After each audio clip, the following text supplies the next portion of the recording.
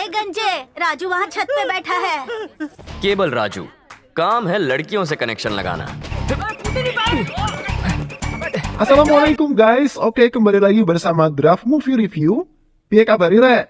Terima kasih buat para penonton setia Draft Movie dimanapun kalian berada. Semoga kalian semua selalu sehat ya. Kali ini Draft Movie sudah merangkum sebuah film yang berjudul Vedam. Gimana keseruan ceritanya? Gak perlu banyak basa-basi lagi, ini dia alur ceritanya.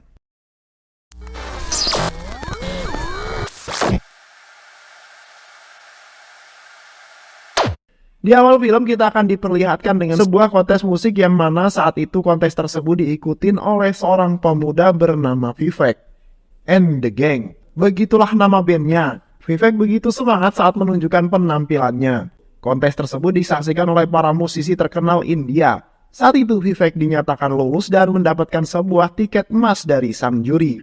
Karena si Vivek ini memiliki suara yang nampaknya lumayan oke. Karena hal itu juga, kemudian Vivek and the Gang mendapatkan promosi debut dan juga mendapat tawaran manggung pertama di Hyderabad. Hal itu kemudian membuat Vivek sangat bahagia. Sementara itu, kita akan diperlihatkan dengan seorang kakek-kakek yang sudah sepuh yang bernama Ramulu. Ramulu ini berprofesi sebagai seorang penenun kain sari. Saat itu ia sedang bersama dengan anaknya yang mana anaknya itu adalah seorang janda. Dan ciwi itu bernama Padma. Mereka merupakan orang kismin dan memiliki utang kepada seorang rentenir yang bernama Patel. Pada saat itu dia ditagih oleh anak buahnya Patel untuk segera melunasi hutang-hutangnya. Karena sudah jatuh tempo tentunya. Apalagi dia tidak bisa melunasi hutang-hutangnya, maka mereka akan tahu akibatnya. Lalu kita akan diperlihatkan dengan seorang ciwi seksoi bernama Saroja. Di mana Saroja ini berprofesi sebagai seorang wanita penghibur. Malam itu, Saroja mendapatkan sebuah pesanan untuk melayani seorang pria cabul. Namun saat pria ini di dalam kamar, ia malah diam tak berdaya. Belum juga main udah keluar duluan cowok, anjay. Saat Saroja akan wik-wik dengan pria cabul tersebut, tiba-tiba teman Saroja yang bernama Karpuram datang. Pada waktu itu, dia akan mengajak Saroja untuk kabur dari rumah bordil tersebut. Namun tiba-tiba seorang mucikari yang bernama Doti menelpon dan memberitahu bahwa ada pesanan layanan Sunface Week untuk Saroja, yaitu 2 orang laki-laki nanti malam. Keesokan harinya di sebuah perkampungan kumuh, kita akan diperlihatkan dengan seorang pria bernama Raju. Yang mana Raju ini berprofesi sebagai seorang tukang PLN atau tukang listrik tentunya. Pada saat itu ia sedang dicari oleh preman jamet di daerahnya. Kedatangan para jamet itu untuk menagih uang keamanan kepada Raju. Namun saat itu Raju yang gak punya uang meminta keringanan dan ia berjanji akan membayarnya jika sudah ada uang. Mengingat dirinya hanya bekerja sebagai tukang PLN dan gajiannya biasanya pada tanggal 10, sedangkan sekarang baru tanggal 20. Tak hanya kepada Raju, para jamet itu kemudian meminta kepada para warga yang ada di tempat-tempat tersebut. Preman itu mengancam akan mematahkan jari temannya jika Raju tak membayar uang keamanan. Raju kemudian meyakinkan para jamet-jamet itu dan akhirnya mereka pergi dari tempat tersebut. Tak lama, Raju mendapatkan sebuah telepon dari kebogohannya atau pacarnya yang bernama Puja. Saat itu si Puja mengajak Raju bertemu di suatu tempat. Sore itu Raju pun kemudian mencari pinjaman motor, akan tetapi semua teman-temannya tidak ada yang ngasih minjem motor. Karena kalau Raju yang minjem pas berangkat bensinnya itu penuh, tapi nampaknya kalau sudah pulang bensinnya pasti nggak diisi. Maka kapok tuh teman-temannya. Emang temen kampret nih kayak gini. Namun secara kebetulan di saat tersebut, ada teman Raju yang bekerja sebagai tukang bengkel. Ia meminta bantuan untuk mengantar motor ini ke tempatnya Mang Yunus. Raju dengan otak liciknya langsung mengiyakan dan berpura-pura akan mengantarkan motor tersebut. Namun si Raju ini malah memakainya untuk bertemu si Puja. Singkat cerita, Raju pun bertemu dengan pacarnya si Puja. Si Puja ini mengira kalau Raju ini adalah orang kaya karena dari penampilannya yang kece juga keren. Padahal mah hanya tukang kabel. Pada saat itu si Puja meminta kepada Raju agar Raju mau membelikannya sebuah tiket konser Blackpink, yang mana tiket itu seharga Rp20.000. Raju pun hanya bisa bilang iya ya, tanpa memikirkan hal yang akan ia tanggung nantinya. Sementara itu, cucu Ramulu yang sedang sekolah ini diculik oleh si Patel. Saat itu mereka berdua mengatakan pada cucu Ramulu ini harus diambil oleh Patel saat itu juga, karena Ramulu tak juga bayar hutangnya. Ramulu yang dapat kabar cucunya dibawa oleh si Patel, ia pun kemudian menghampiri Patel dan mengatakan bahwa mereka akan membayar hutangnya segera mungkin. Namun justru si Patel ini berkata bahwa ia akan menjadikan cucu Ramulu ini menjadi jaminan hutangnya, dan biarkan dia bekerja jadi tukang bangunan di tempatnya pada saat itu. Ramulu juga diberikan waktu selama 3 hari untuk membayar uang yang dipinjamnya. Karena hari itu juga membuat Ramulu dan Fatma jadi kebingungan karena anaknya ini sedang ditawan oleh Patel. Mereka pun kemudian mencari sebuah cara bagaimana caranya agar bisa dapat uang banyak dalam waktu yang singkat. Hari itu mereka terpaksa datang ke sebuah tengkulak. Di sana Fatma dan Ramulu ini ingin mengajukan untuk menjual ginjal padanya. Anjay, tengkulak ginjal cuk. Lalu si tengkulak ini menghubungi para dokter di rumah sakit. Setelah dapat dokter yang pas, tengkulak ini berkata bahwa mereka harus pergi ke Hyderabad untuk operasi pengambilan ginjal. Si tengkulak juga berkata bahwa ginjal dari Fatma ini dihargai cuma Rp40.000 aja. Tak ada pilihan lain untuk mereka sehingga saat itu Ramulu dan juga Fatma bersiap pergi ke rumah sakit yang ada di Hyderabad. Di lain tempat kita akan diperlihatkan dengan seorang pria bernama Quraisy yang akan pergi ke Hyderabad dan mengurus sebuah tiket penerbangan. Saat itu duduk di sebuah bangku, dirinya teringat sebuah kenangan pahit di mana saat itu ia sedang mengantar istrinya pergi ke seorang dokter karena istrinya ini sedang hamil dan akan melakukan check up kehamilannya. Saat perjalanan pulang setelah check up, Quraisy lewat di sebuah pemukiman yang sedang diadakan perayaan Diwali. Saat itu dirinya disiram oleh sebuah abu berwarna.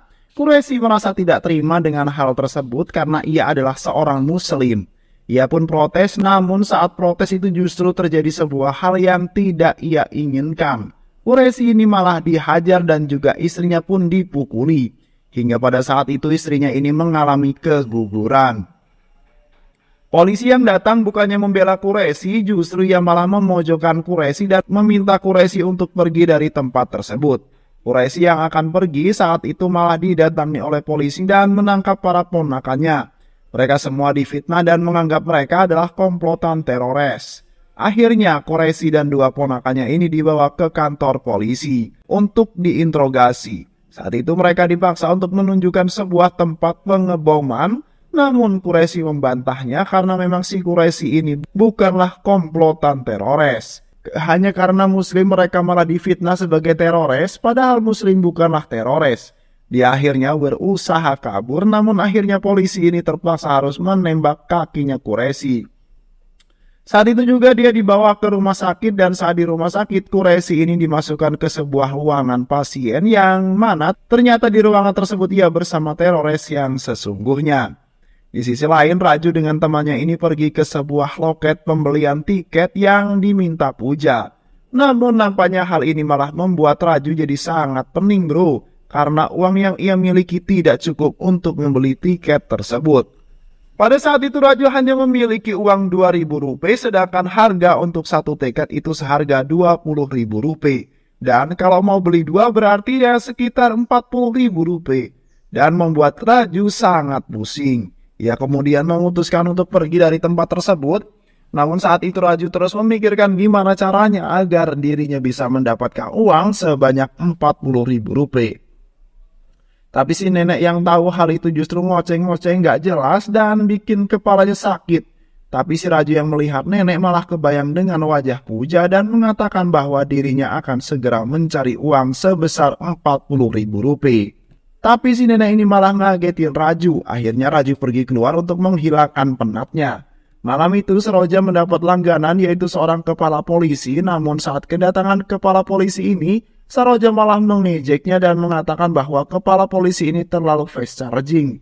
maka baru sebentar sudah keluar. Saat itu Saroja pun memberikan sebuah obat kepada si kepala polisi ini. Ternyata obat yang diberikan oleh Saroja pada saat itu adalah sebuah obat tidur, bukan obat kuat. Malam itu Saroja ini kabur dari tempat itu dengan membuat sebuah tali untuk dirinya agar bisa kabur. Di lain sisi, Vivek yang saat itu sedang makan bersama dengan ibunya, ia mengatakan bahwa dirinya akan berpamitan karena besok pagi ia akan pergi ke Hyderabad untuk melakukan sebuah konser live. Namun ibu Vivek ini tidak menyetujui. Ia tak setuju Vivek jadi penyanyi. Ia hanya ingin Vivek jadi tentara. Namun si Vivek ini ngeyel dan berkata bahwa ia akan berangkat karena itu adalah cita-cita sedari dulu. Esoknya Ramulu dan Padma, anaknya, sedang menuju stasiun untuk pergi ke Hyderabad. Begitu juga dengan Saroja dan temannya yang sudah berada di sebuah kereta untuk mengunjungi agen di mana mereka akan kabur dan mereka tidak akan lagi bekerja di rumah bordir yang saat ini. Demikian juga dengan Ramulu dan juga Padma yang menjual ginjalnya. Mereka pergi Hyderabad mengenakan kereta. Sementara itu si Raju masih kebingungan dan coba minum sana sini untuk mendapatkan uang sebesar Rp40.000 agar bisa membelikan Puja sebuah tiket. Namun saat itu dirinya belum dapat juga dan hasilnya pun masih nol. Hari itu Raju merasa sangat puyeng karena harus gimana lagi agar ia bisa mendapatkan uang untuk beli sebuah tiket konser untuk Puja. Saat itu ia memiliki sebuah berpikir untuk menjamret kalung seorang emak-emak. Akhirnya mereka berhasil menjamret kalung emak-emak, namun sialnya saat itu mereka yang mencoba kabur malah tak sengaja menabrak sebuah mobil polisi.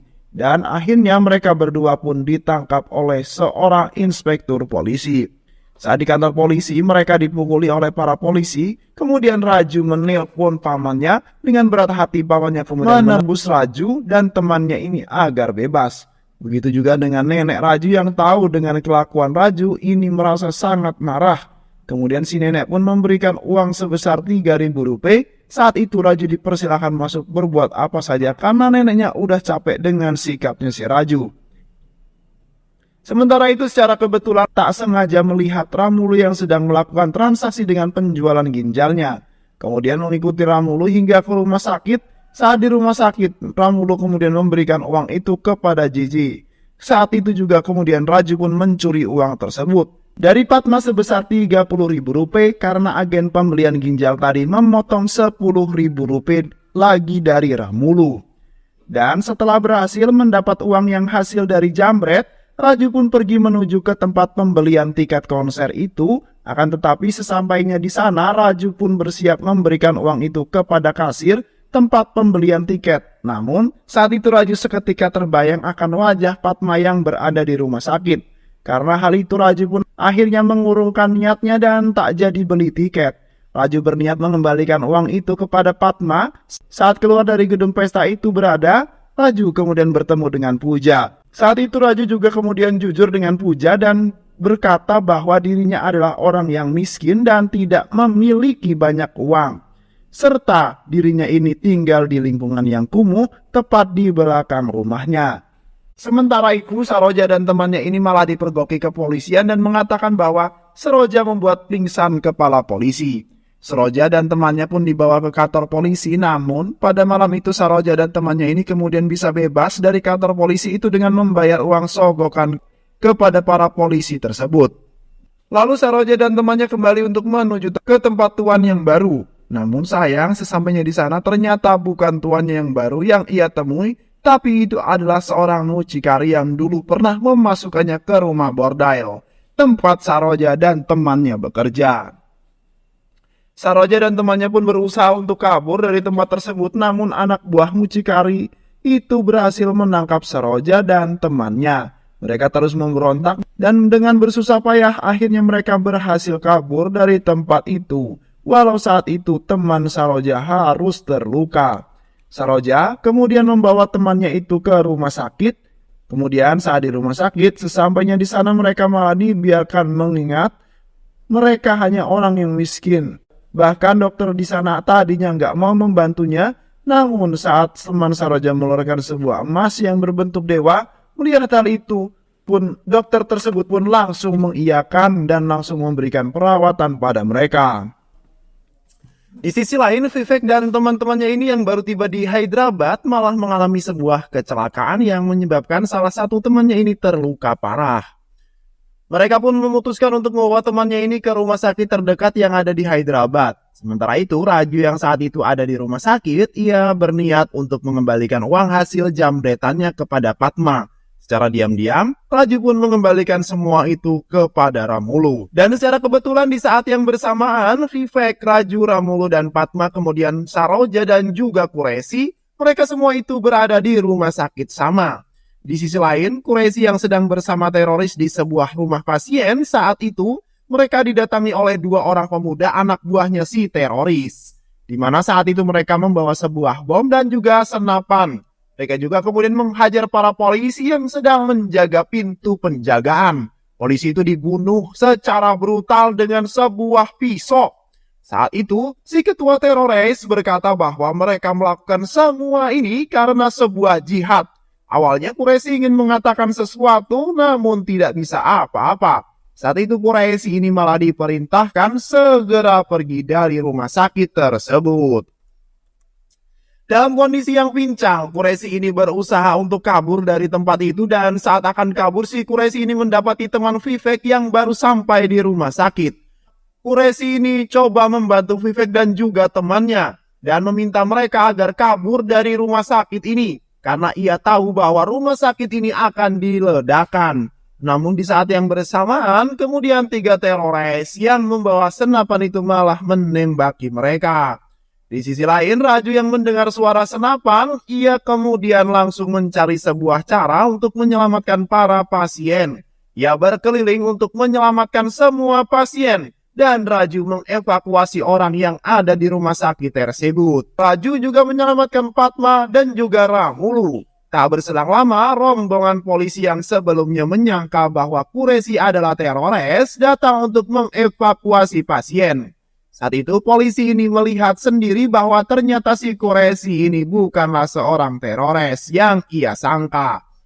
Saat itu juga Quraisy menunjukkan kepada semua orang bahwa Islam itu bukan seorang teroris. Dan mengatakan bahwa tidak ada Islam yang mengatasnamakan jihad dan kemudian membunuh orang-orang yang tidak bersalah. Saat itu ternyata salah satu teman dari teroris ini mendengar omongan Quraisy. Hal itu membuatnya pun tersadar. Ia yang merasa bersalah, ia pun malah menembak dirinya sendiri hingga tewas. Sementara itu Raju dan Vivek coba membuat sebuah perlawanan kepada para teroris ini. Salah satu dari mereka tersisa. Si teroris ini pun kemudian merobek bajunya dan memperlihatkan bahwa di dalam bajunya terdapat sebuah bom yang akan digunakan untuk menghancurkan rumah sakit. Hal ini kemudian membuat semua orang sangat ketakutan. Namun berbeda dengan si Vivek dan juga Raju. Mereka berdua kemudian bekerja sama untuk menyelamatkan para semua orang. Saat itu tak ada pilihan lain untuk mereka semua sehingga Raju dan Vivek pun mengorbankan diri mereka untuk menjadikan dirinya sebagai korban. Hal itu mereka lakukan agar tidak ada orang lain yang terluka. Saat itu juga Raju dan Vivek ini berlari ke arah teroris itu. Sebelum bom di badan teroris ini meledak, mereka berdua mendorong teroris ini keluar hingga jatuh dari gedung rumah sakit. Dan di saat itu juga bom si teroris ini meledak.